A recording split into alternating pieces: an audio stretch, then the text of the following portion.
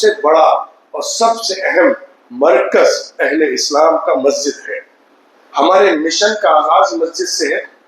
ہماری دعوت مسجد سے ہے، ہماری شناخت مسجد سے ہے، ہمارا عروج مسجد سے ہے، ہماری پہچان مسجد سے ہے، اور ہمارے سارے کاموں کا مرکز مسجد ہے۔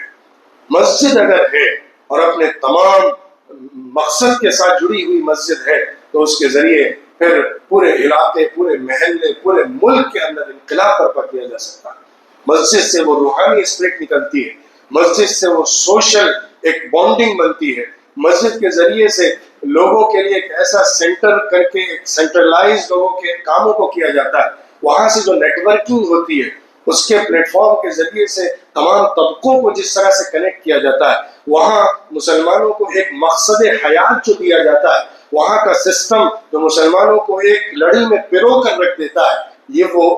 سوچ ہے، یہ وہ تصور ہے جو حضور اکرم صلی اللہ علیہ وسلم نے مسجد قباء کے ذریعے سے دیا، پھر راستے میں بنو سلمہ کی مسجد سے دیا، پھر اخیر میں جب پہنچے مدینہ منورہ تو وہاں پہنچنے کے بعد بھی مسجد نبوی کے ذریعے سے دیا۔ انفرادی عبادت، انفرادی عمل تو مکے میں موجود تھا، لوگ اپنے اپنے طور پر عمل کرتے تھے، نماز پڑھتے تھے، اور کچھ جو ان سے بن پڑتا تھا وہ دین کے لیے کر رہے تھے، لیکن اجتماعی نظام نہیں تھا، اور اسلام بغیر اجتماعی نظام کے پیش ہی نہیں کیا جا سکتا، نہ اس کو مکمل ایک سسٹم کے طور پر لایا جا سکتا ہے۔ اور اس اجتماعی نظام کا سب سے اہم، سب سے بڑا اور سب سے بنیادی مرکز مسجد ہے۔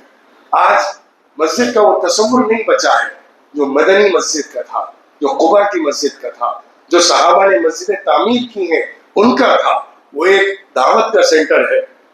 تعلیم کا مرکز ہے، رفاہی کاموں کا اور مسلمانوں کے اجتماعی مسائل کے حل کا مرکز ہے۔ وہ دارالقضا ہے، وہ پارلیمنٹ ہاؤس ہے، وہ کورٹ ہے،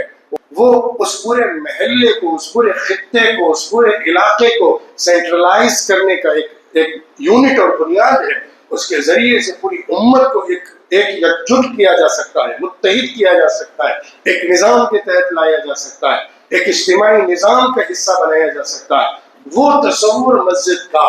جب قائم تھا تو ہم آگے بڑھ رہے تھے، ہم اس کے ذریعے سے پوری امت کو کھڑا کر پا رہے تھے۔ آج وہ ٹوٹا تو چھوٹے چھوٹے مرکز بننے شروع ہوئے، لیکن وہ مرکز وہ کام نہیں کر سکے جو مسجد سے کیا جاتا ہے۔